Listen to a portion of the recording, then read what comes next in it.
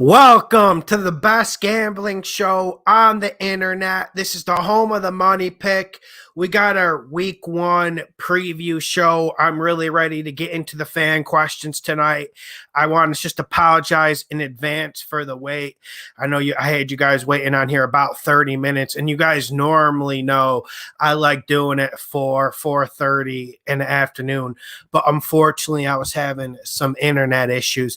But I'm curious how the time slot plays in with the new time slot tonight, because it's the latest I ever did it. So, but I think we'll be off to a good night. I got to get to the Patreon questions first. I want to just say hit the like button, subscribe, make sure you check out my Patreon.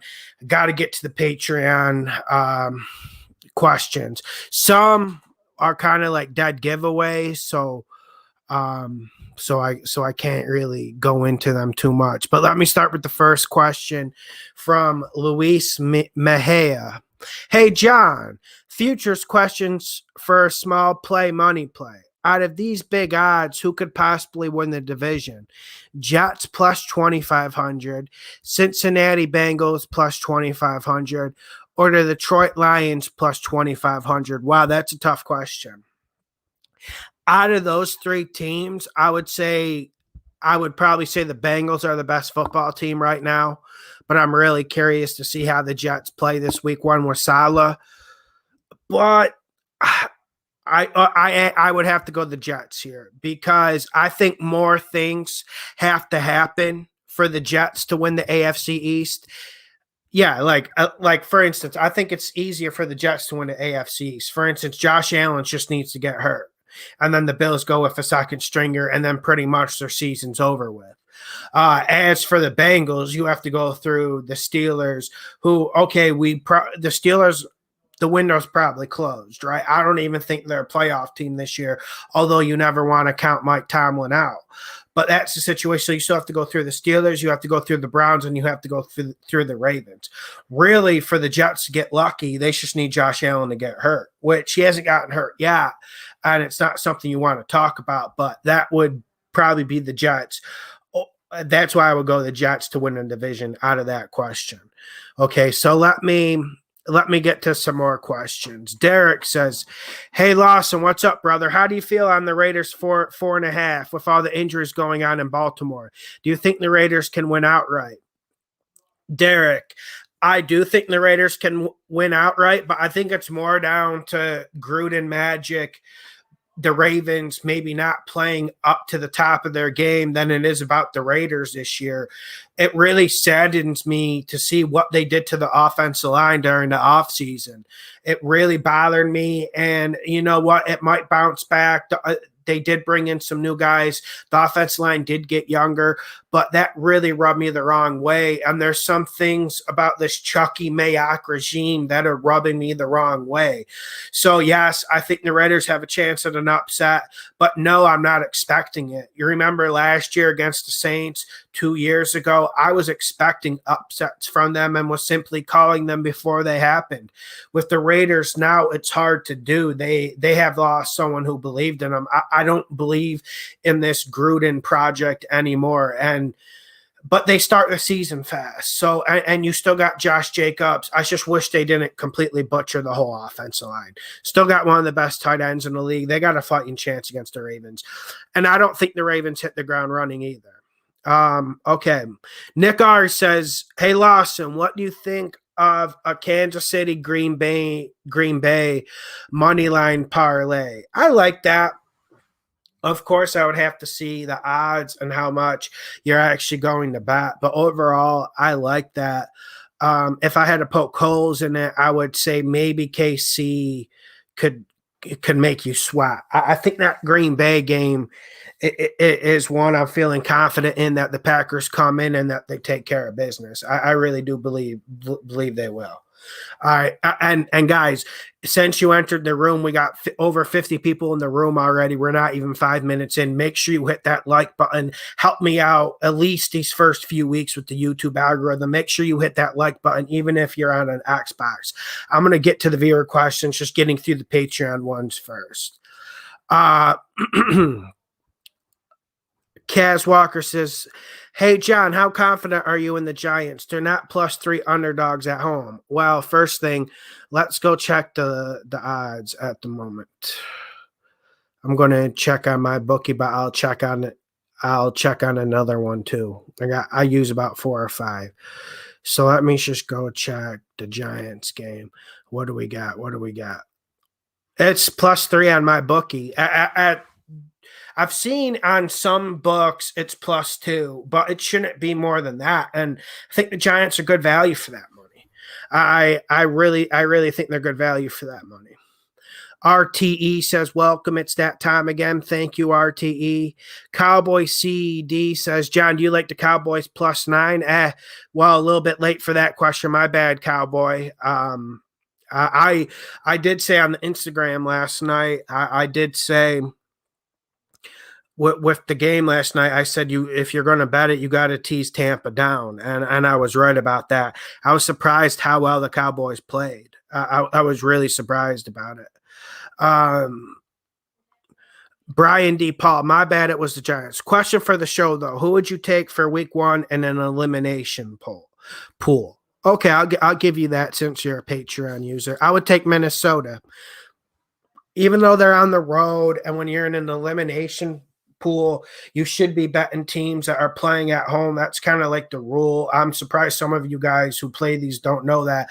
I like betting the home team in elimination pools when I did them. I did them when I was like a teenager.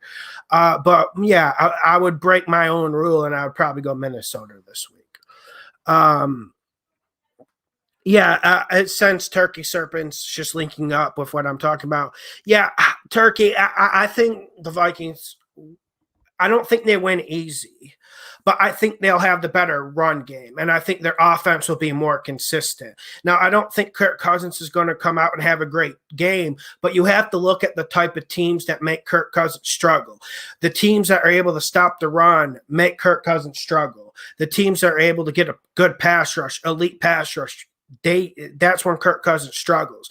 There's none of that provided by the Cincinnati Bengals, and everyone is forgetting, because it is such a long season, everyone is forgetting how dominant Dalvin Cook is. I think Dalvin Cook dominates this game, and also Cincinnati has a chance to do some dominating against this Vikings defense. Vikings defense was absolute garbage last year. There's no other way to slice it and spice it up.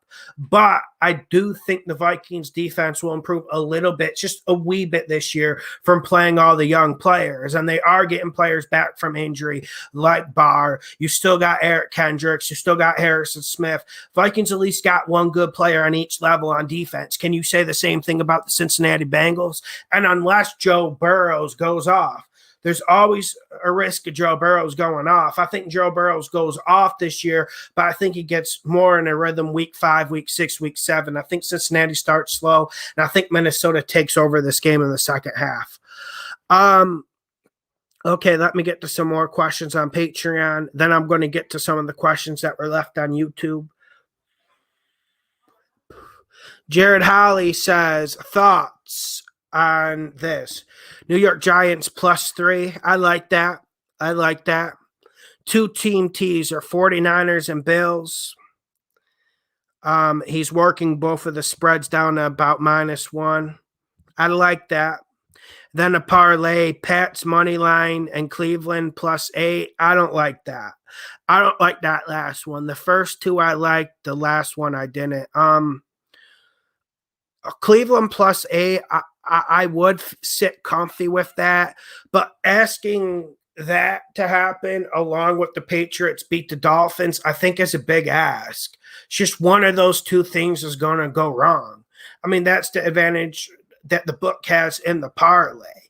Each game added just adds more ways you could lose, more ways things can go against you. And I just see one of those 2 games going against you no matter what, bro. Like, I could see one of those games, even if you won one of them, I could see you winning that New England one and you getting robbed at the end, something crazy happening.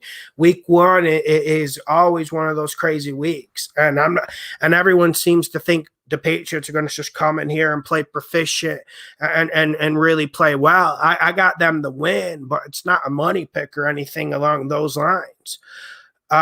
Manolo Bronco, what's your Instagram? My Instagram is NFL Podcast. What is my Instagram?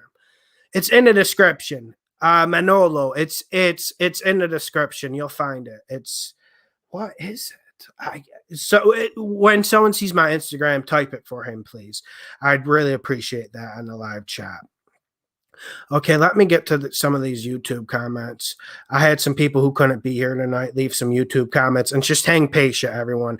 I'm going to get to your comments. And then also, if you want me to read your comment right away, send in a super chat. Super chats always help. Okay, let me get to some of these questions. Okay, this is from All Eyes on the Lines. Hey, Lawson, did you ever speak to your girlfriend's grandmother about the pick 3, pick 4, and pick 5? I asked you a few months ago. Thanks. I did speak to her about it, actually. And just to paraphrase this, he's asking about like Brazilian lottery. He got really interested in like the Cuban or Dominican lottery, and he wanted to find out how to win it. So what she said, one thing she would do a lot is she would pick her birthday. And then also she would, you have to pick, I think you have to pick 3 numbers between like 1 and 50. And then I think you have to pick 2 numbers between 1 and 12. So she would do her birthday. And then that's really all the science she had. I just don't think there's a nut to crack in the lottery. It wouldn't be the lottery. But I did ask her. She seemed to think there was science, but from my interpretation, no, there's no science whatsoever. Okay, let me get to another question. Tom Brady comments, man, that's an ironic comment. Do you have any prop bets? Not at the moment, but I would take Dalvin Cook on the over for rushing yards, whatever that is. I think that would be a good prop bet. I imagine they probably have Dalvin Cook over under like 78, 82 rush yards. Go over on that. Let's get it. Here we go. Let me get to another YouTube question. These are things people sent in before. One second. Okay, Eric Coute writes, why are the Jags giving points on the road when they're the worst team in pro football? Can you enlighten me, please, Lawson, if you think I'm wrong?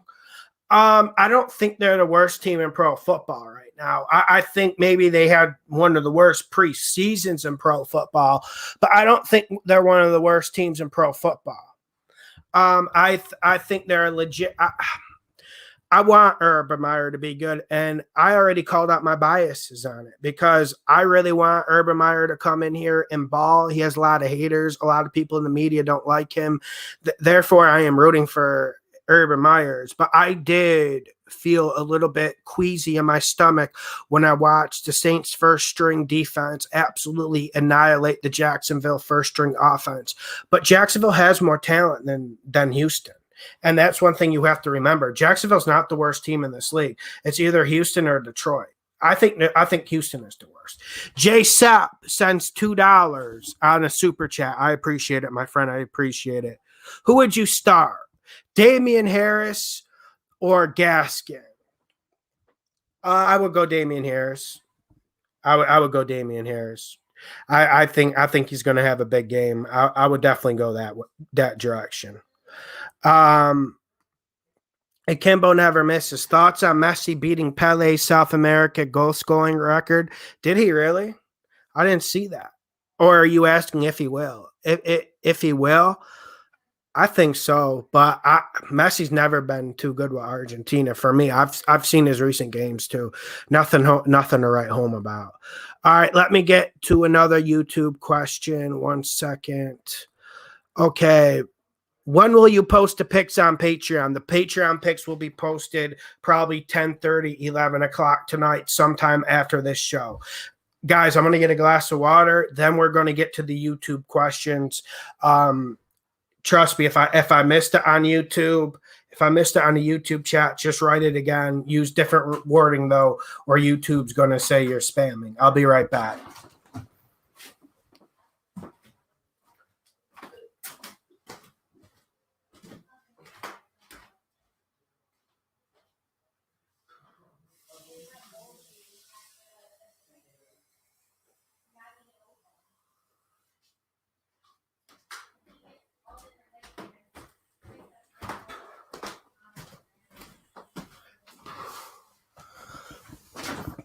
Okay, here we go.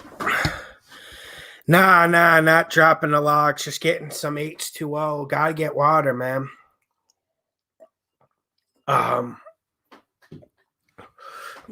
Which call? The pass interference on the Dallas Cowboys? Which one?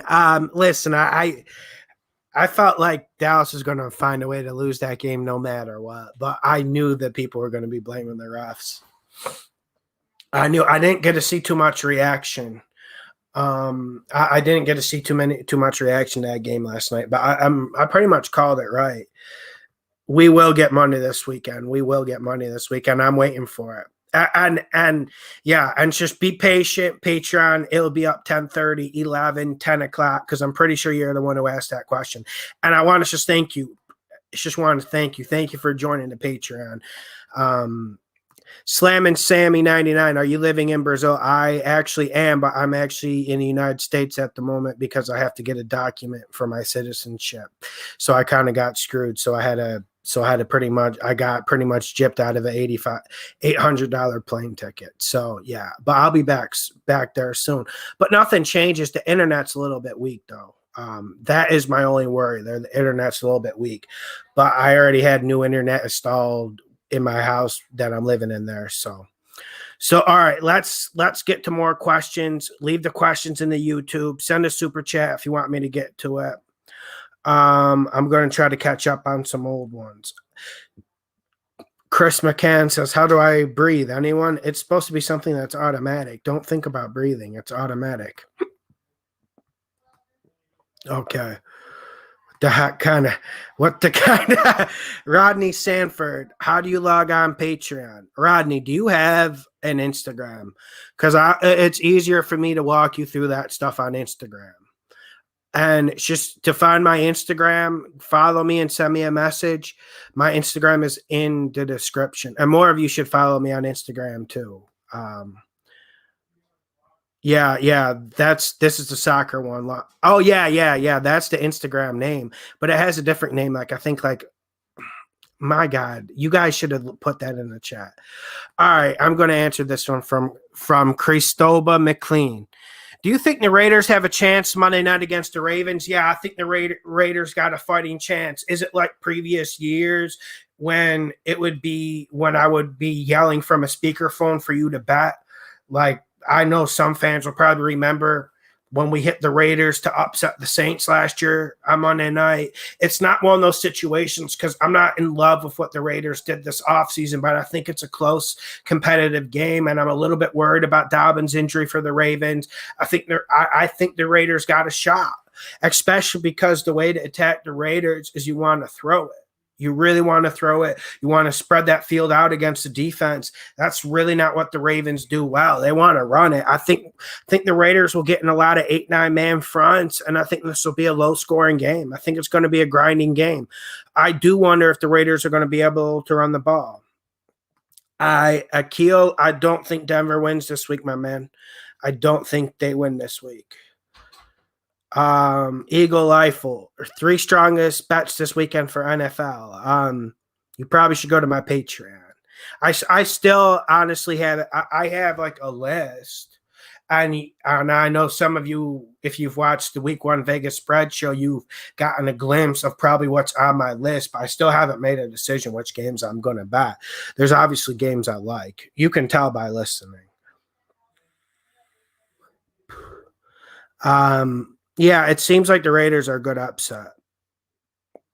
Barton, we don't call them the football team here. We call them the no-names, the Washington no-names. I like them.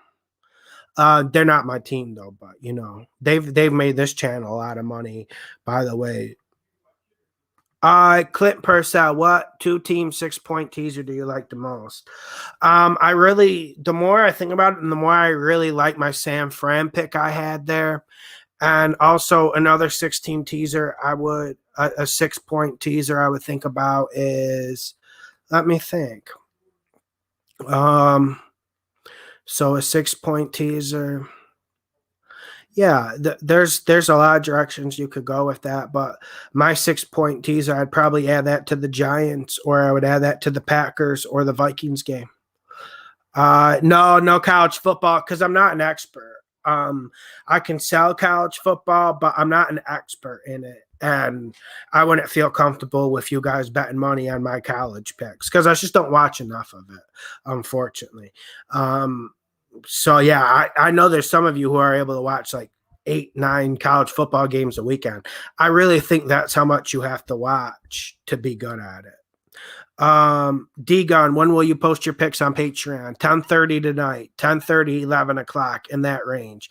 Probably earlier, but I'm just saying that range. Yeah, they'll be up. Don't worry.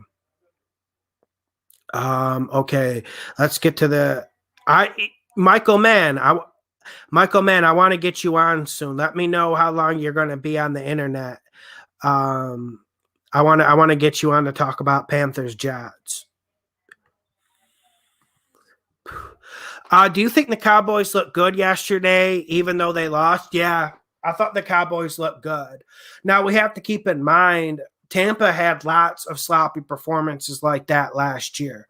They had a ton of sloppy performances like that. And they've let inferior teams hang around in games. But with that being said, I really liked what I saw out of the Cowboys. I really liked what I saw out of Dak Prescott. But one problem we can go to with the Buccaneers is, with the Cowboys is they didn't get the run game going. And every time they ran it, Zeke the Freak Elliott pretty much hit a brick wall. It was nothing less than a brick wall every single time. Now we know Tampa has a top 5 run defense in the league, but that's still one of my concerns with the Cowboys, the defense and them not getting the running game going.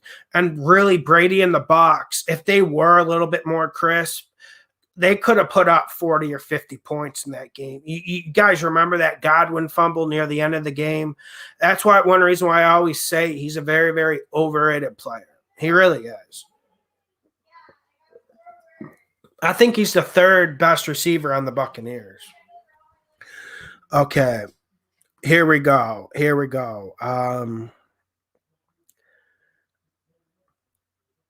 All right, sounds good. I'll get you on, Mike. I'll get you on because I got to get your perspective on that. That because the Jets Panthers is going to be a good game. Zamora 6090. How do you feel about Curtis Samuel being ruled out for Washington? Yeah, it sucks, man. It's a big blow.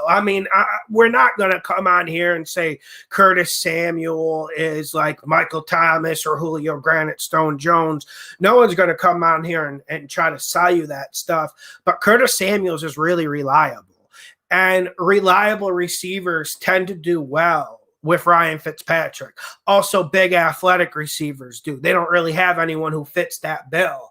But, man, I really wanted to see Curtis Samuel, not because I love Curtis Samuel as a player, but I think he could take some pressure off McLaren and let him work, and I think him and Fitzpatrick will eat. I'm not worried about Washington right now. I don't think they're going to lose the game. I don't think I'm counting Washington out of this game against the Chargers. But yes, it did make me scratch my head a little bit and say, okay, is this pick as strong as I thought? Is this worth a money pick? Is this worth a bet? I'm still thinking of it. But some people are excited about some of Washington's young targets, but you know how I am with that. Because, training camp fluff, we get a lot of it.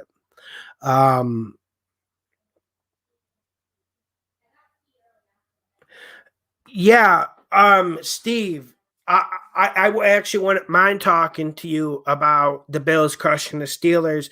I got a funny Instagram message today from a guy. He's a really cool guy, by the way. He seemed like a smart guy, but he seems to think that he seems to think that the Steelers are going to beat the Bills' ass. I wanted to hear why. He really didn't go into why. But yeah, I would like to hear you go head to head against him. Thank you for the super chat from 33 Music Group. 50 Mexican pesos. I think so. I think 50 Mexican pesos.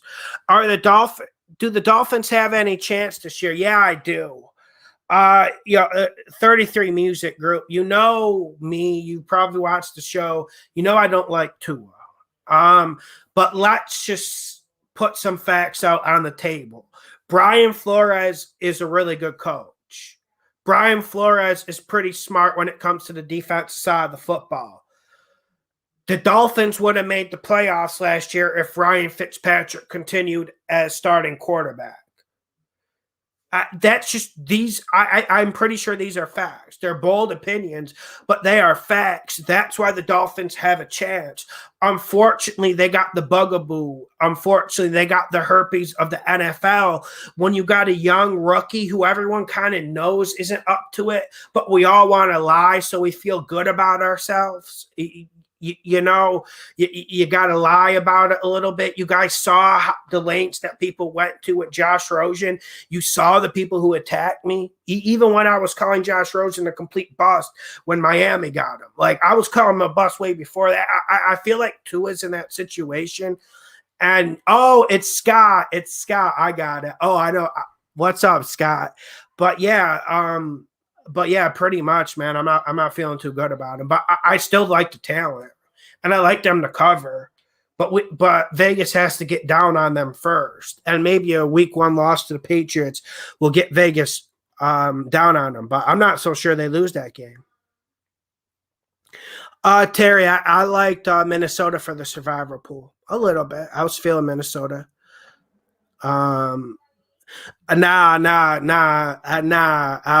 Lamar, I don't go too big on college football. I don't watch enough of it. It's because I gamble soccer. So for me, I'm either watching soccer or NFL or old NFL games. It's just, yeah, because I like I said earlier in the podcast, I feel like you have to watch like 8, 9, 10 college football games a weekend to be good at it.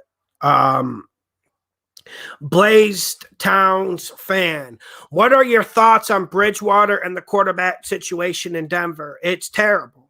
It's terrible. I feel like I'm in the same situation as I was a while back. I remember Brock Osweiler came in and played a few good games when Peyton got hurt, and this is when Peyton started looking really bad, really, really bad. He barely could walk. And then I kept getting into debates with people on the internet of people saying when Peyton comes back, they were saying he shouldn't start. Brock Osweiler is here because he has a few good games. And, of course, Peyton came in. He didn't play too good, but they won the Super Bowl. But what I'm saying is the Dolphins always have problems at quarterbacks. And it really is getting frustrating. And Bridgewater, he's a guy who has good fluff. Like, he gets good media coverage. You can answer the questions why, but he gets really good media coverage, and opposing fans actually really like him. You want to know why? Because he doesn't beat them, because he doesn't annihilate them, because he doesn't bring attitude or verb to the field.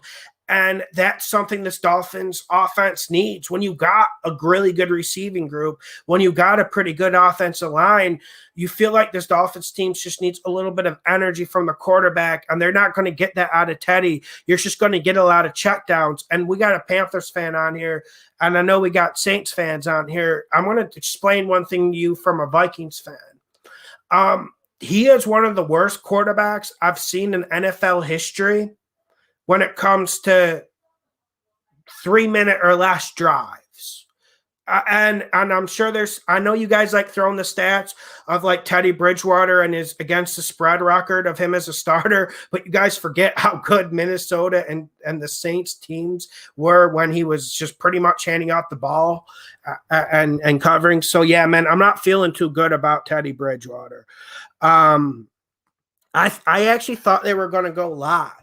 But maybe this shows just how bad Lock is. That Lock didn't even get the nod this time. Or we could read it like the Dolphins think they got a real chance. But I'm a little bit concerned with the people believing they have a real chance if Drew Lock's not even better than Teddy Bridgewater. That has to be concerning to every Broncos fan. And they got a lot of fans. And that's why I think you always get a little bit of Bronco hype every year. Everyone thinks every year people think they're going to be a little bit better than they actually are. Just due to the fact they got a lot of fans. A lot of people don't know it. Okay. Teddy Two Gloves. Yeah, Teddy Two Gloves. Yeah, Teddy Bridgewater does stink, and he's a good backup, but he shouldn't be elevated to these roles. Um, yeah, six. I do think Matt Ryan's arm has gotten weak. Like, I'll give you an example of plays where I think it's weak. I'm not going to focus on any of the Julio Jones throws because sometimes you want to underthrow it to a guy like that. Sometimes it can help you. So I'm not going to even judge him on those deep balls because he might be doing it strategically. But I'm going to judge him on the deep balls to Calvin Ridley he's thrown the last 2 years, and they've been ducks. Every single time Calvin Ridley has someone beat by 6, 8 stops, he has to stop and almost wait 2 seconds every time Matt Ryan throws a deep ball to him. This even happens close to the red zone. Like, I'm not even talking just straight heaves. So, yeah, I do think Matt Ryan's arm has gotten weaker, but that's not my main issue with Matt Ryan. My main issue is he needs a strong arm offensive coordinator, and there's just aren't a lot of them around anymore. And then also, Matt Ryan needs to think a little bit better. Like, if he got his mind game up, his arm's more than decent enough. Unfortunately, his mind game's really weak in the red zone. And that's always been a Matt Ryan problem that everyone seems to try to avoid. They've avoided it for like 10 years every time I brought it up of him in the red zone. Like, they would have won a Super Bowl. I'm not even talking about the year they got bounced by New England. But before that, when they got bounced by Seattle in the playoffs, dude, they had no business losing that game. They're in the red zone like 6 times against the Seahawks defense. But anyways, we don't need a Matt Ryan rant. Matt Ryan is solid. Like, I'm not criticizing him. I'm just saying the guy's really bad in the red zone. Yeah, Mike, I'll get you on soon. I'm just trying to slow down these questions. Yo, Mike, can you come on in maybe like 15 minutes if that's good for you? I appreciate you waiting. Javion Morris, we bet in the bankroll week 1 or slow grind. I think a combination of both. I'm still crafting the exact plan of attack that Patreon is going to take. But the plan of attack won't be guns blazing like we're pawning the wife's wedding ring. It's going to be a strong, measured attack. I wouldn't say it's going to be like a German blitzkrieg, but it's going to be a strong nickelback blitz this weekend, if you know what I mean. We're not sending the house. We're not blitzing 9 or 10, but I think we're going to get a good pass rush up there, and I think we're going to win some money. Did you like that? I crafted that. Pray God. But I think it's in the medium. Like, I'm not going into this week timid, but also I'm not coming this week and betting 80% of my bankroll. I'm never going to do that. I want to. The craziest I get is maybe bet 40% of my bankroll. That's a lot of money. But that's maybe the craziest you should get no matter how big your bankroll is. What's up, Tasha? Thanks for coming in. Thanks for saying hi to everyone. J Sepp says, will you be rating plays based on confidence, how much you bet? Yeah, but J Sepp, I have my own system. Normally I'll just, if there's a bet I post that I really love, I'm putting money on the side of it on the Patreon. Like, I'll just put straight dollar signs after it. Like, you'll see me do that. Like, every bet, if I post a bet on Patreon, like, it's for real. I'm not going soft. Like, my bets are all 200 and up. So there's no going soft here. And Jason, sit in my chair a little bit. So sometimes people are really bad at managing money. Anyone who's had a wife or you guys know, anyone who's lived more than like 15 years in life, money is very, very hard to manage for people. And with it, in live game betting, I have to be more disciplined with you guys. So that's why I don't go off on it, because I don't want to give anyone any crazy ideas. I just try to post games I know are going to be winners, and I know that if you bet all of them, you're going to win money. That's pretty much what I do.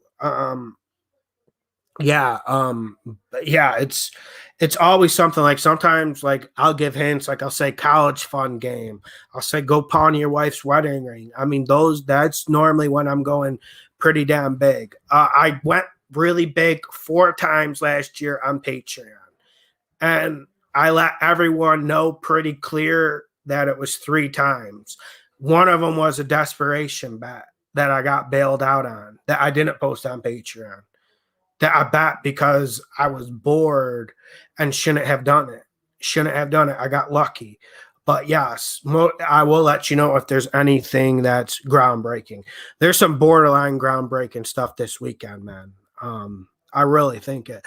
The more it sinks in, the more the ambiance of NFL, the more the teams are traveling, the more we get closer to week one. There's some ones that are really sticking out to me. I think we're going to have a good week.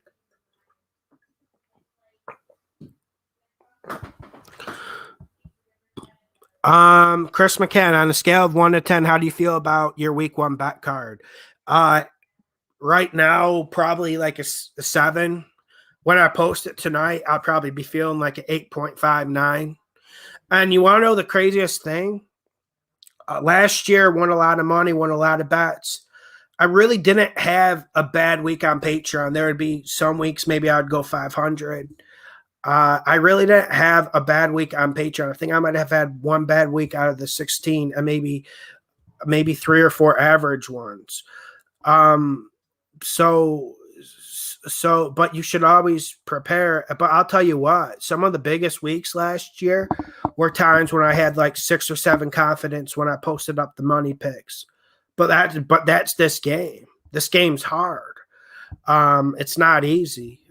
If it was easy, everyone would be doing it. So yeah, that's the strategy, man. And it's just, and really, I think it's about staying patient and consistent throughout the full 16 weeks and not chasing nuts. Or trying to bet too many Thursday night and Monday night games.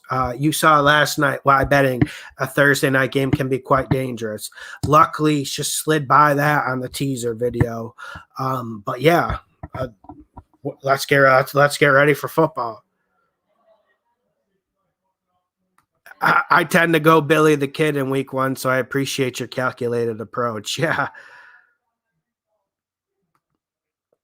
Chris McCann, word, thanks, John. I had your Patreon, learned this, just bet your bets.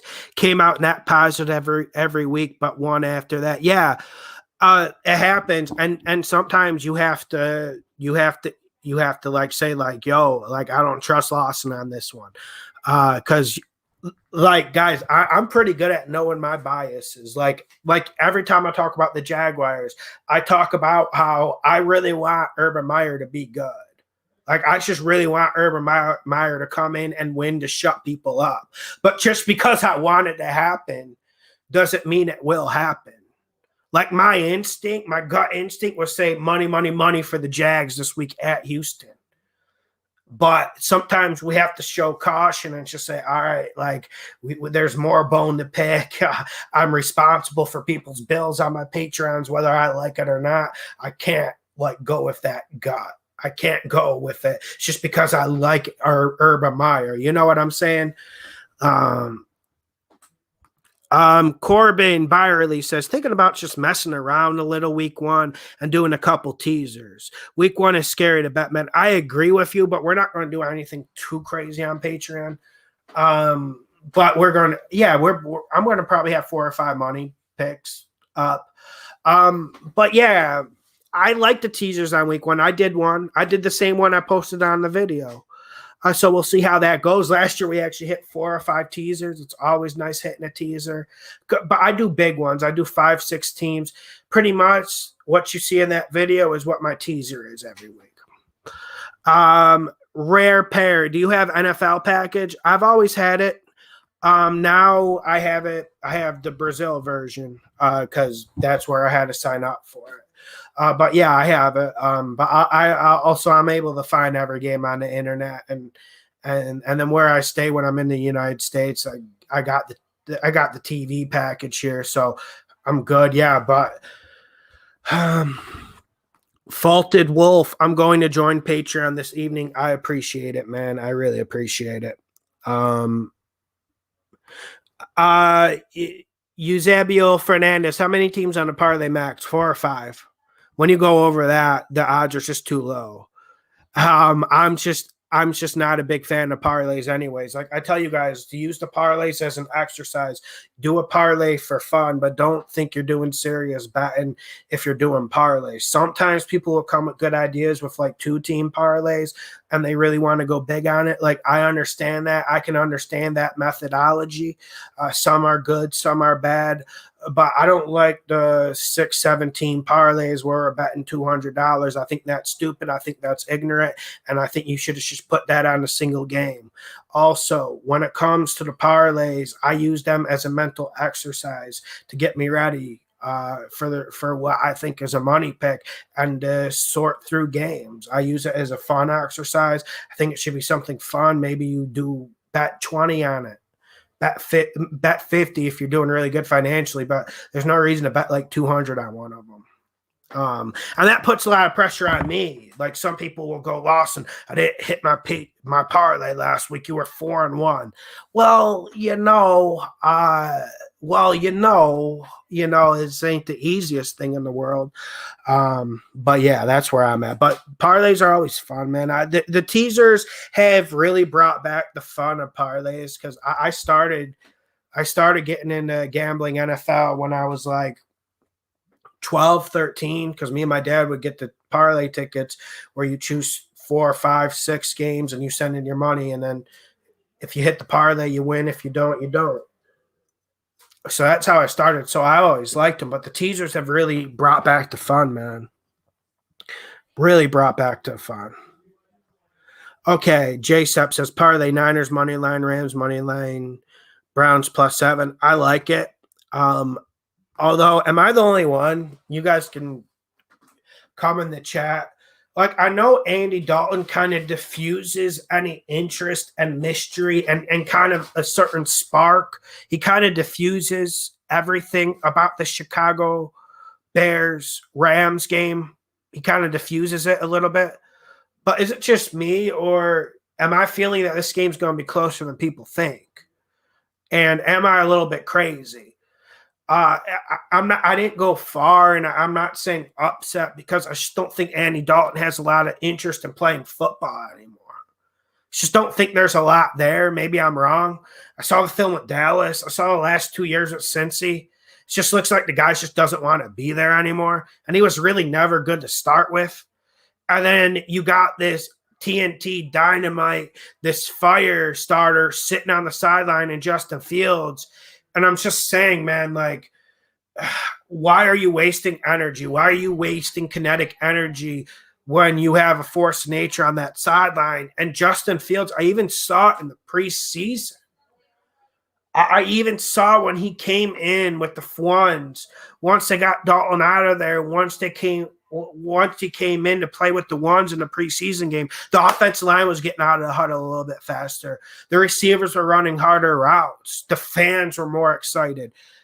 But I love the Rams, but I am a little bit concerned about the lack of depth on this team.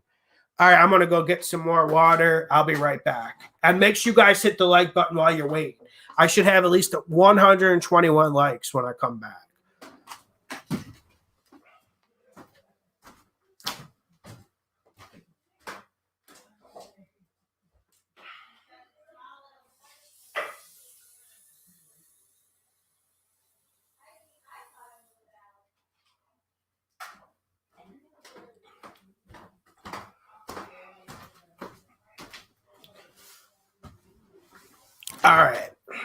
All right, Mike, I'm going to get you on in 5 minutes.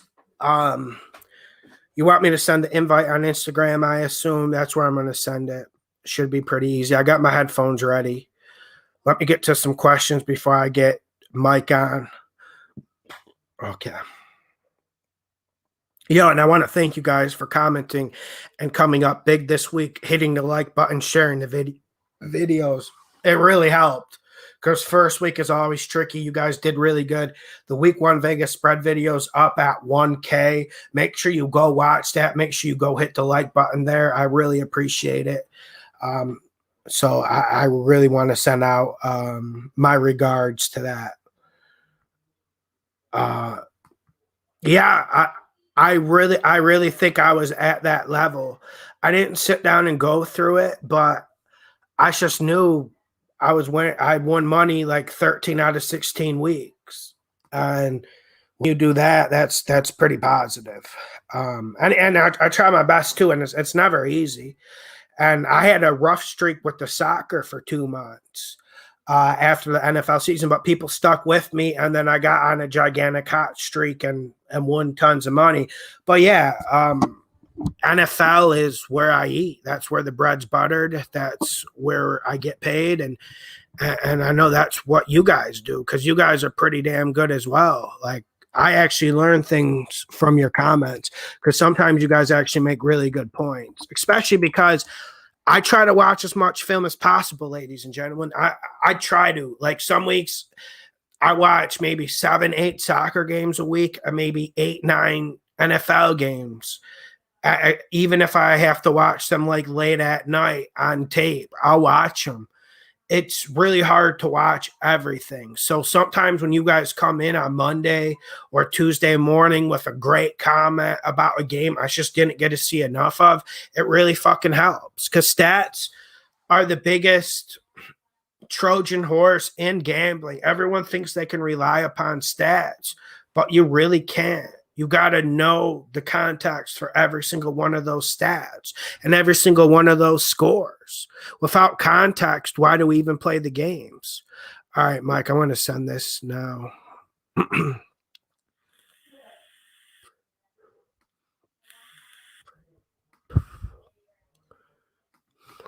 Sending you the invite, Mike. I got to hear you, man, because I know you were probably stewing all week. Because yeah, there, of course, on my comment section, there's going to be talk about the Bucs, Cowboys. I mean, that's probably been the biggest talk on the comment section. But I got to tell you, man, there's been a ton of talk. Yeah, Mike, I'll send it through your email. There's been a ton of talk about this Jets Panthers game, and it's really an interesting game. It's really one I wish that was on at a bit of a I wish it was one that was on a bit of a different time slot. Hold up, I'm answering a question on Patreon. One sec. So someone wants to call in later. One sec. How do I find her? Patreon is unreliable sometimes, but it's good. It does what we need it to do, but sometimes it can be a bit unreliable. One sec. Where is?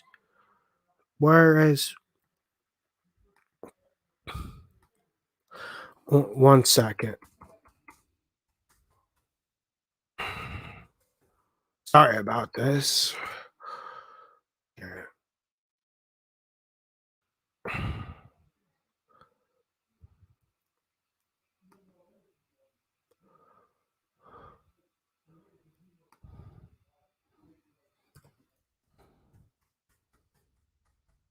Okay. Lawson Bets NFL is my Instagram. Okay, Michael man got it. All right, thank you, my dude. Thank you. So yeah, I'm gonna close that Instagram. One sec. Okay, here we go. I know this isn't the best TV right now, but God, let's just do this. 1 second. Here we go. Okay. Oh, Mike's here. Okay, that's Hey, there we go. Can you hear me? Yo, dude, I can hear you. How you doing? Good. Dude, the hair's a lot different, man. Oh yeah, it's bad. They butchered your hair. You shouldn't have. Yeah, they took it all. That was the worst day of my life, man. They sat me down in that chair, and I was just like, dude, yeah, it sucks.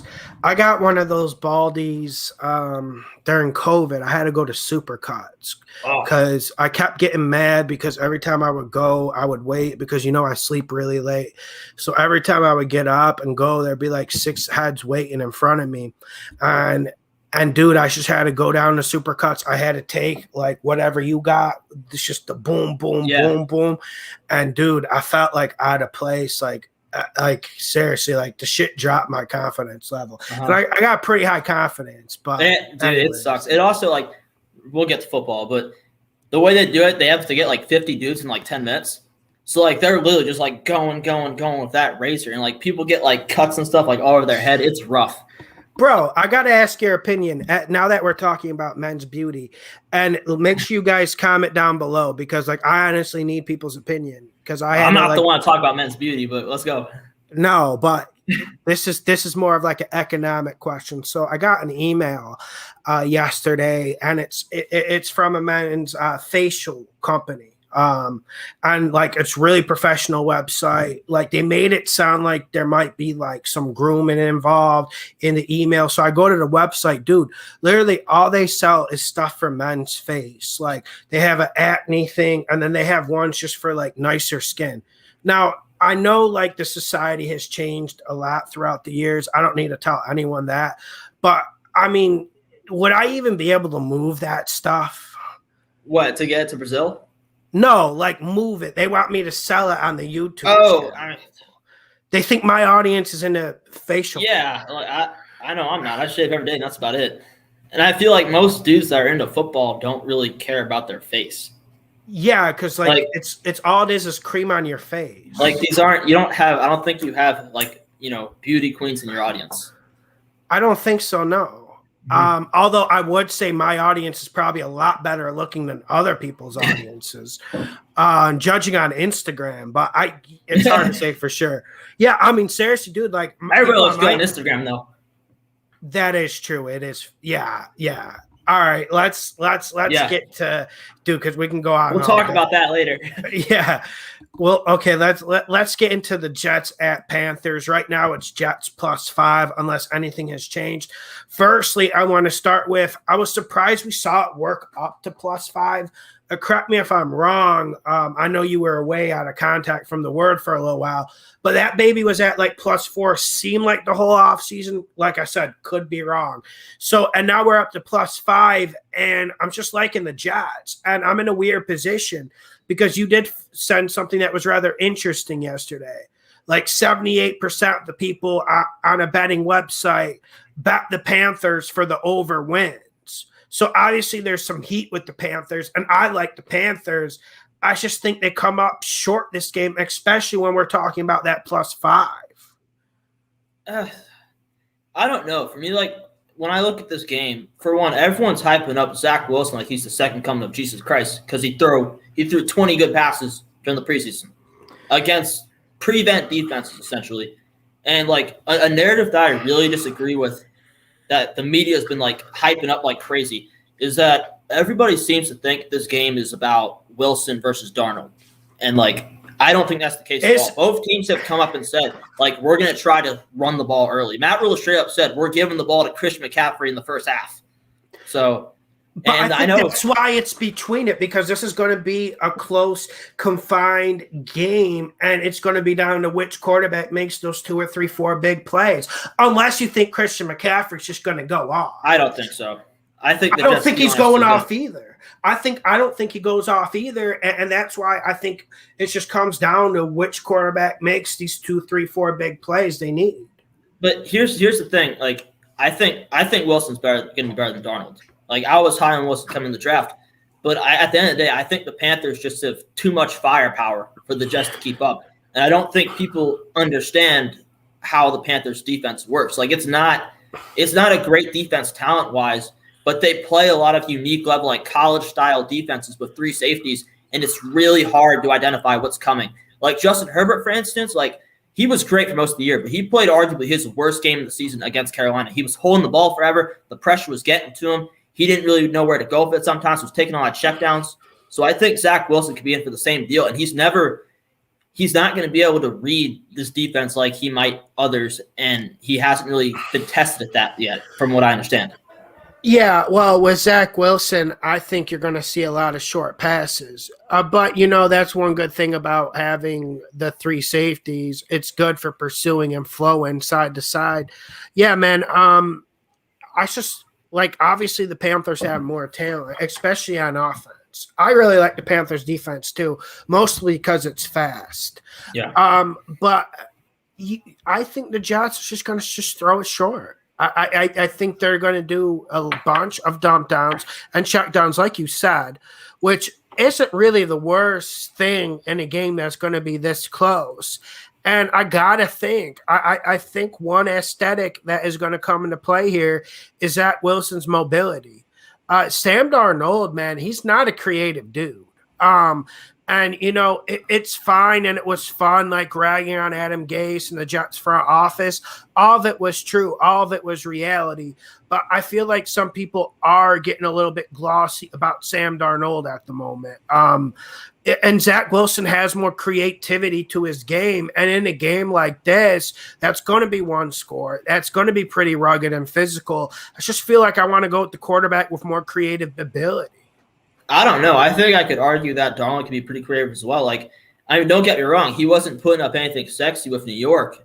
But if you watch these games, you watch these highlights, he'll have some bad moments. But then every now and then you'll see this, like, beautiful throw. Like this, like, it's only like a 15-yard pass.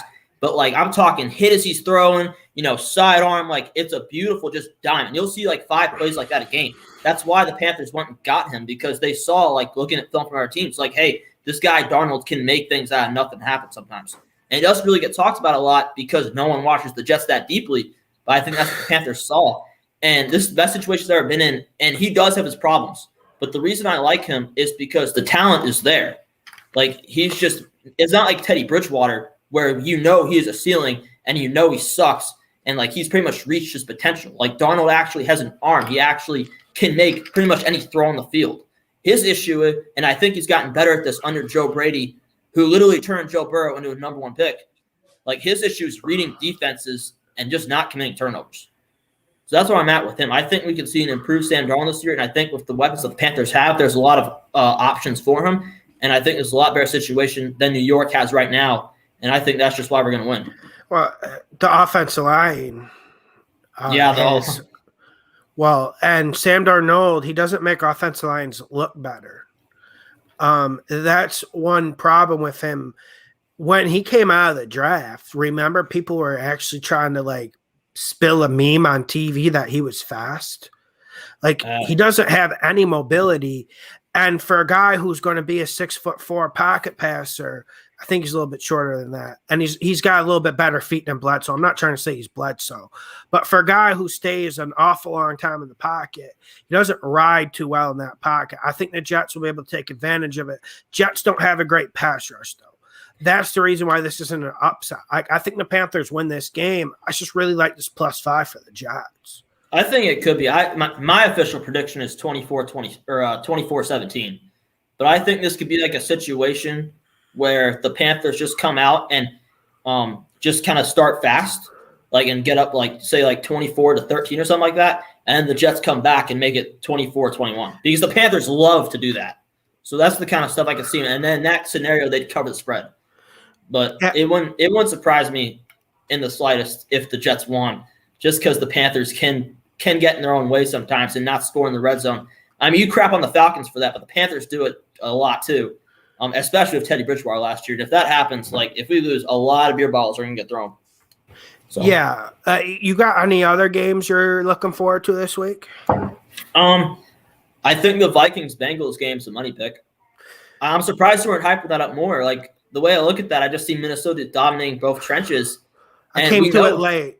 Yeah, we know Cincinnati has a bad run defense, so I just see Dalvin Cook run all over him, and Kirk Cousins. I mean, the Vikings line isn't great, but I don't see the game being on Kirk Cousins' shoulders. And then I think you guys, your D line got a lot better on their side of the ball too, and this Bengals O line is still trash. And we don't know what we're going to get from Joe Burrow because he's coming back from a torn ACL. You're giving something away. Yeah. But I completely agree with you. I came to that conclusion probably about maybe like Wednesday around like 3. I just came to the conclusion that, like, this Bengals team, they didn't really do enough with the front. And we're hearing a lot of talk about Joe Burrow this preseason, but there's a lot of questions I have about that team that I would like answered, and I don't think they've been answered. And plus, the Cincy defense, did they really do anything to add a pass rusher? And then plus, all they do is ship people out of there. And I know it's a rebuild, but you watch football. I watch football. Everyone in the comment section watches football. I don't know if we can name 3 or 4 exciting young players on their defense. Good point. I can't. So I'm concerned about Cincy. I don't watch the Bengals enough to answer that question, honestly. But the way I see it, I don't think a lot of people understand, but torn ACLs take a while to recover from. Like, we've seen people like Carson Wentz, who they come back from their ACL, and the first year back, they're just not the same. The only exception to that has been Adrian Peterson, from what I've seen. But typically, people struggle coming back from a torn ACL, and especially week 1 with Joe Burrow not getting a lot of playing time during the preseason for a young quarterback. I think that could be something that comes into play. Yeah, that's going to be interesting. And someone writes, what exactly do the Jets have? Not a lot, but they got a good quarterback with blonde hair. So, I mean, it's going to get people excited. You guys have to think with the fluff. Truth be told, I don't see a lot of matchup advantage that they win, though, in the receiving core. Like, I think the reason we drafted J.C. Horn was so we could play more man-to-man. Like, really, the only matchup I think that they have is Corey Davis. That's the only dude in the receiving core who I can see maybe getting some separation. Did they end up cutting Mims, or did they end up getting someone to trade for him? I haven't seen him on the roster. Yeah. Any other games you're keeping an eye on? I like that Minnesota one. I very much disagree with you on Giants at Broncos. I apologize. What has? I think it's just our perspective on Daniel Jones is different. Like, don't get me wrong, he can be great at times, but he's also good for 2 turnovers a game. And say what you will about Teddy, and I hate Teddy, you know that, but he can, when he wants to, he cannot turn the ball over. And in a defensive game like this, I think that could be enough. The only 2 reasons I'm not betting on it is because I think Saquon can take it over. Bro, I'm not sure that the Broncos, okay, you didn't use the normal argument to get hyped about the Broncos, but I'm going to start my point with saying I'm not so sure the Broncos have the better defense than the Giants. You didn't say that, but I don't think so either. I've been hearing that a lot this week. I just think Daniel Jones is good for a fumble and an interception. Yeah, but it wasn't about Daniel Jones. It's about having a bottom 5 offensive line in the league, and you understand that as a Panther fan too. Yes, and that's a good point. You know how bad the offense gets when you arrive to that point. I was at that point 5 years ago when the Vikings were bottom 5. You were at that point, what, like 2 years like ago? The last 3 years? Yeah. Like Jets have been in that situation for a decade. Other teams, Jags, once you get in that bottom 5 offensive line, you have no control over your destiny. The other team will control you. Let me ask you this. Are you comfortable with Bradley Chubb and Von Miller? Like, are you expecting them to not just be quiet this game? Like, that would scare me if I'm a Giants fan. The fact that those 2 are going to be over there, and you have Daniel Jones, who fumbles more than any quarterback in the NFL, probably going to be throwing the ball a lot. Yeah, I'm very nervous about that. That's why I wouldn't touch it. Like I said, I'm not touching it because for one, it's in New York, and I think this week 1, that's something that a lot of people aren't taking seriously enough. This home field advantage is going to be massive week 1. Dude, you know how pumped that crowd's going to be? Exactly. They're going to pipe in a little bit of 9/11 nostalgia, too, in New York. They're going to get that crowd going. That's another reason why I think the Panthers are going to win, because it's in Carolina and not New York. So that's another factor for that game. But going back to the Giants game, the other thing is, like, the only thing that scares me is that I think Saquon can take it over. That's what I think. Listen, maybe it's wishful thinking on my part, but hear me out. I don't think I'm talking anything ridiculous. You got to think adding Saquon Barkley back to that team helps the offensive line. You got to think. I'm not saying it's going to be a lot better, but they didn't look too good during the preseason. That's one thing that kind of got me a little worried, but I'm trying to brush it off. The thing about Saquon is that, like, okay, honestly, and I'm a Panthers fan saying this, but when Saquon is healthy, if he's like his rookie year self, he's the best running back in the NFL. Like, it's not even close. Because that dude can bounce off tackles like crazy. Like, that Giants O-line has been terrible. Probably the worst in at least bottom 3 in the league for the last few seasons. And that man still creates out of nothing. I don't know, bro. You put a gun in my head. You put Saquon in my face, McCaffrey in my face, Dalvin Cook and D. Henry in my face. Tell you what, Saquon's not getting picked first time. Maybe not as I think it's a pure runner, is what I should say. Oh, in terms of who can bounce tackles the most. No, he really is like Barry Sanders. I'm not. Yeah, he's Barry Sanders 2.0. Because what you said is completely relevant, and they just need a playmaker. They need someone to take over the game. Yeah. And the Broncos have the playmakers, but the playmakers play defensive end and wide receiver. Those two positions can be negated. Defensive end less. But if you get that run game going, and they better try to get it going. I mean, come on now. I think they get it going enough to win that game. And Broncos favored 3 on the road. You just gave the whole spiel about the home field's going to have a big effect, and I think it has had a big effect. You've even seen with soccer when the fans have came back, the home field has ticked up more than it has been before. I mean, you got to think Giants get with the +3 at home. Come on now. Yeah. The other thing that scares me, and this is we both know how Teddy loves the check down. Yeah. And something that teams normally like to do early on in the season is play a lot of conservative zone coverage. So I think if the Giants the way to beat Teddy is you man up everybody, put him get everyone on the line, press those receivers. I don't care if they're better than you. Just press them up and then just try and make Teddy throw it deep. That's the way to beat him. And I don't know if week 1, if the Giants are going to be confident enough in their corners to do that. They have a good secondary, but it's still week 1, and you don't typically see teams play man-to-man all the time week 1. Yeah, I agree with you, Mike. And I wasn't getting mad with your statement. I was just getting mad because I know we're probably going to see some of that. You're just going to see some of that these first 4 weeks, especially in Teddy Bridgewater games, and I never understood it.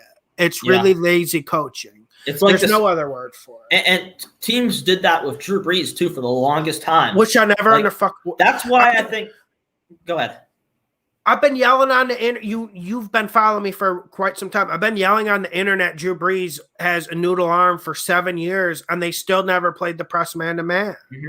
The Panthers did it too. I was pissed. The Panthers did that so hard when they played the Saints last year the first time. They played zone covers like it was prevent. Like they're about to throw a Hail Mary.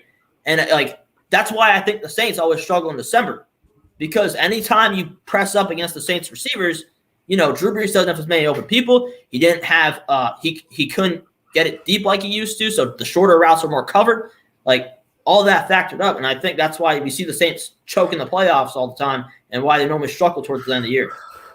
Yeah, and I want to just respond to this. Dolphins, welcome back. Money's just got here. Thank you, RTE, for the super chat. I really appreciate it. Yeah, I wanted a little spiel about the Dolphins earlier. I think it's a good team, but I think they just don't got a quarterback. And I went on a longer rant about it, but that's to paraphrase it. I'm sure you got something to say about them. I have no idea how that game's going to go because we don't know what we're going to get from either quarterback. I was surprised to pick the Patriots, though. I didn't see that coming. But. Yeah, I didn't want to. It's just because, correct me if I'm wrong, and I'm playing a little bit of our armchair psychologist right now. But is it just me, or are you getting the vibe that it feels like Tua's kind of already has 1 foot out of that door, and that the Dolphins are already flirting? Like if they were the husband who wants a divorce, they already got the Tinder installed, they got the Bumble installed. That's where I feel like the Dolphins are at right now. Maybe that's just puff from the Texans to get Deshaun Watson's value up. I don't know. That's what I was going to say. According to recent reports, the Dolphins are more invested in Deshaun Watson than anybody. So that should tell you what they're thinking about Tua. But yeah, and what the film tells me is this guy, he's a number 2. And that's and I'm not going to just deviate from that. He's got a lot around him. But last year we saw Devontae Parker completely neutralized. I have to go on the internet all the time, and I have to read from Dolphins fans.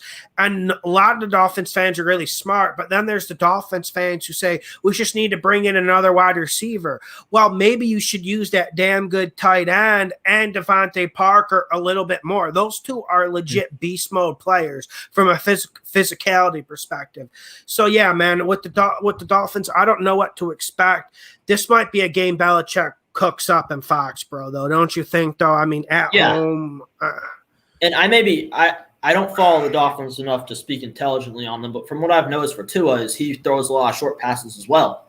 And that could be the reason why Devontae Parker wasn't as dominant with him playing, because his game, he typically gets a lot of deep passes.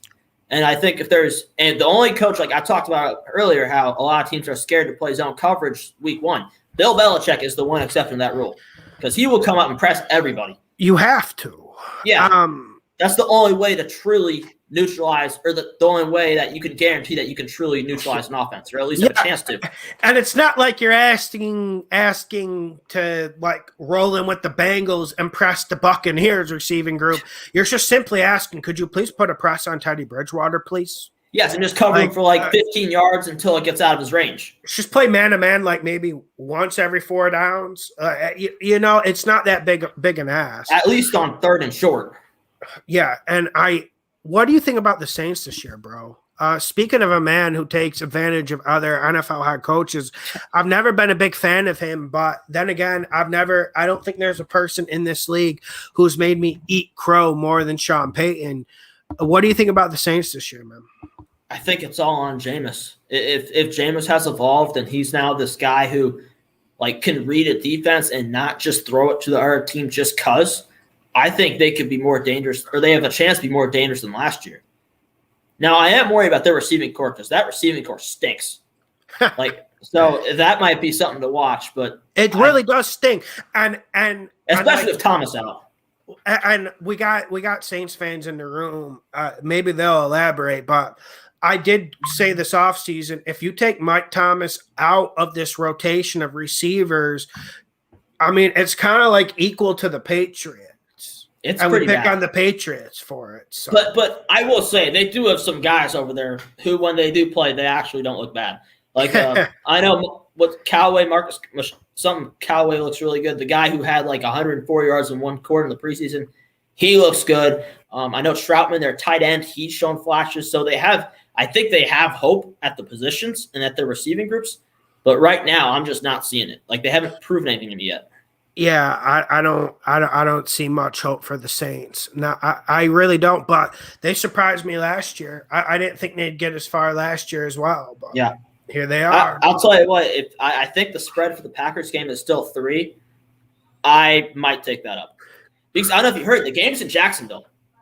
Yeah, I'm trying to go, so it's not. You should go. Dome. Yeah, because the tickets are gonna be cheap. But anyway, are they? Well, yeah, because there's no Saints fans or Packers fans in Jacksonville. Packers do move. And plus, the Jack Stadium sucks. Does it suck? I was going to go. The Jack Stadium is trash.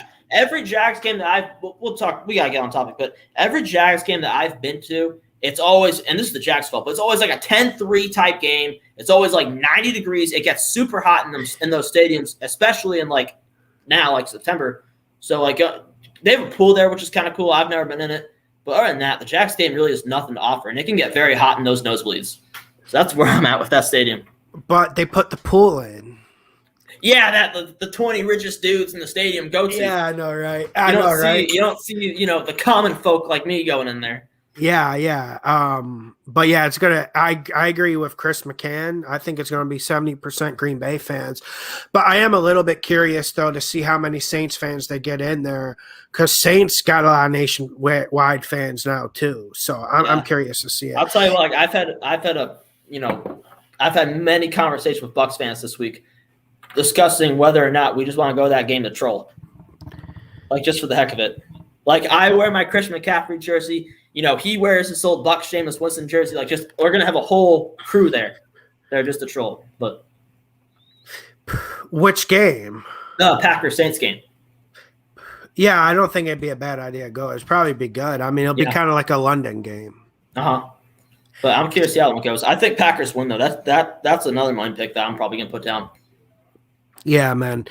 All right. Any other games you want to talk about before you get off? Yeah, last one. I think Bears-Rams is a blowout.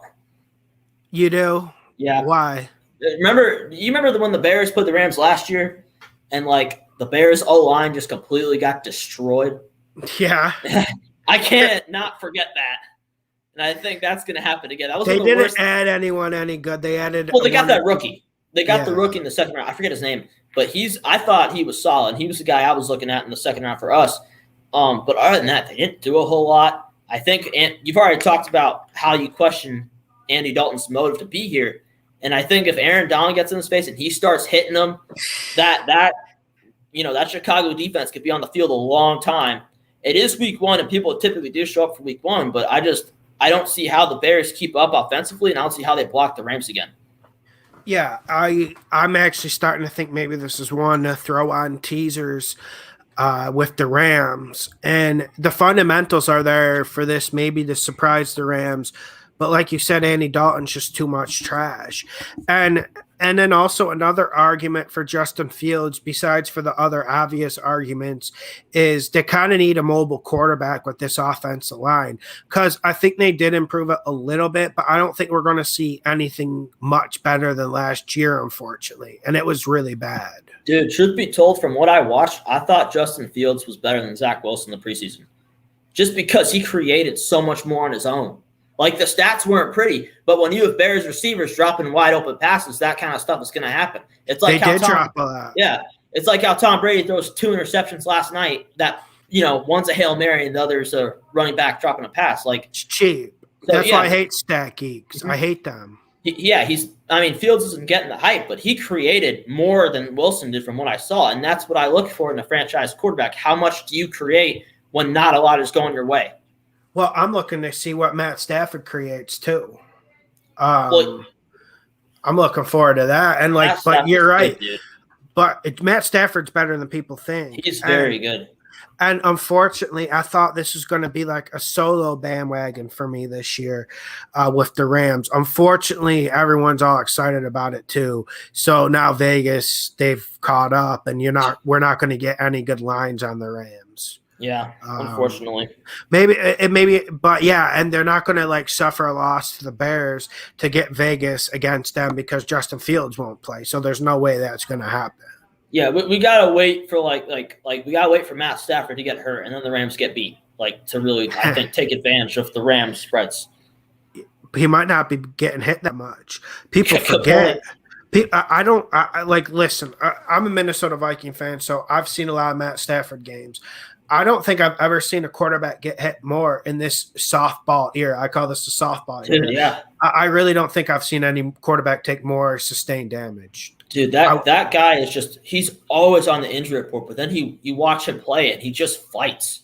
Yeah. He doesn't lay down. He keeps coming at you. And that's why I've always had a high respect for Matthew Stafford. I never had a run game. Yeah, never had a run game. How many years did he go? 3 or 4 straight years without a 100-yard rusher? Come on. And how much money did they invest in that offense? They so much. But they didn't try because they're bad. Mm-hmm. But yeah, dude, there was a 4-year period before they started signing people like Rick Wilson and guys like that. There was a 4-year period where they didn't sign anyone. They just drafted people. Mm-hmm. So it was very disappointing franchise. And you remember that one year, in his prime, he was single-handedly carrying the Lions to the playoffs. 8 comeback wins in their 9 games, and he was just he was something. I think he's past his prime, but he's still a very good quarterback. And I think if the Rams, play it right and they avoid injuries, they could go deep into the playoffs. Yeah, even in that division. Yeah. Anyways, Mike, appreciate you coming on. You went hard tonight. Sorry, I gotta get out of here. But yeah. I'll see you, man. Have a good one. We'll see what that Panthers Jets game. I'm sure you'll be in my inbox if the Panthers go off. If we lose, I'm gonna be. Well, I'm more worried about us losing, but I expect to win. But if we lose, beer bottles will be thrown around Carolina and in my residence. That's a L. That's a hard L to take. Yeah. No matter how good Zach Wilson plays. Psychologically, I know the Panthers fight, but that would be a killer. Yeah, that would annihilate the season. Yeah. Mm-hmm. All right, I'll see you, dude. See you, dude. Thanks for having me. All right, yo, thank you for coming on. See you later. All right, guys, I'm going to get to some more questions before I get off tonight. I think I'm going to get off maybe in 15 minutes. We'll see what type of questions come in. Let me get some water because I want to really focus on your questions before we get ready for this weekend. So just 20 seconds, I'll get my water. I'll be right back.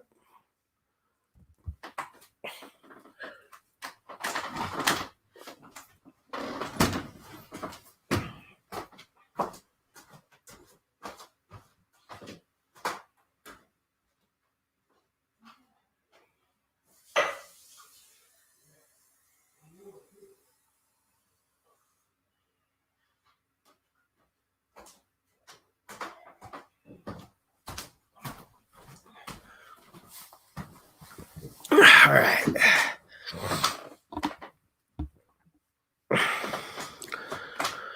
If the Vikes had Stafford, they would match up with the Packers. I completely agree, Scott. Really, the Vikings have reached their apex with Kirk Cousins, and that's me as a Vikings fan saying that. Scotty Boy, 36, Ravens or Raiders? Ravens to cover. No, Raiders to cover, Ravens to win. 6-6 Shorty. Do you think the Saints not playing in the dome will affect them? Yeah, dude. Because Superdome's one of the best home field advantages in the league, in my opinion. It gets pretty loud in there, but also it's a different type of stadium with a different type of feel. And plus the Saints play so well there. But I actually think them not having the Superdome won't be as big as deal because I think the Saints are going to run the rock. I think that's what they're going to do, and that's one thing the Saints are always able to do.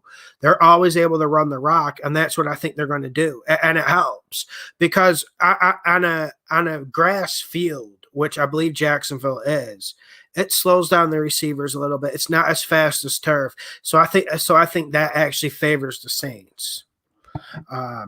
Let's get it. Doy U10. Vikes are a playoff team. I think, man. But I have my questions. I have my concerns. I have my concerns. But what will the Vikings do when they get to the playoffs? That's kind of my problem. In odd years, normally Minnesota makes the playoffs. Victor Verdon. Eagles versus Falcons. Which way are you leaning? I'm leaning towards the Falcons. There's always that possibility. There's always the possibility Atlanta just comes out and they don't play well. 3 or 4 turnovers from Matty Ice, and then the game's completely lost. But I think Atlanta shows up focused, and I think they show up proficient. The Eagles are going to give them a good game. I don't think this is a blowout. I think Atlanta can cover the spread. But Jalen Hurts will keep it close. But I like the Falcons this year. I'm happy they changed head coaches. I think that'll make a difference. Algebra. What do you think about Pats versus Dolphins? I mean, I think this is a coin flip game. I think it comes down to what quarterback plays better. What quarterback completes the 3rd and 7? What quarterback doesn't make the turnover? And right now, I got to ride with Matt Jones, even though he's never started a regular season game in the NFL. I got to ride with him. I really think that Tua, I said it before he came in the league. I'm going to say it again. I think the dude is a bust. And I think he holds this Miami offense and this Miami team back. I really like what Brian Flores does. I think he can match up to the hoodie Bill Belichick just fine. But due to this being in Foxborough, due to Tua having his struggles with accuracy, and he's not even good at running or scrambling, I just think the Patriots win. I think Foxborough plays a difference. Card Shop Reality. Yo, what up, Card Shop? I'm glad to be back, man. Glad to see you. Card Shop says, thumbs up. Looking forward to another fun season, Lawson. I'll be out in Vegas in October to compete in some World Series of Poker events.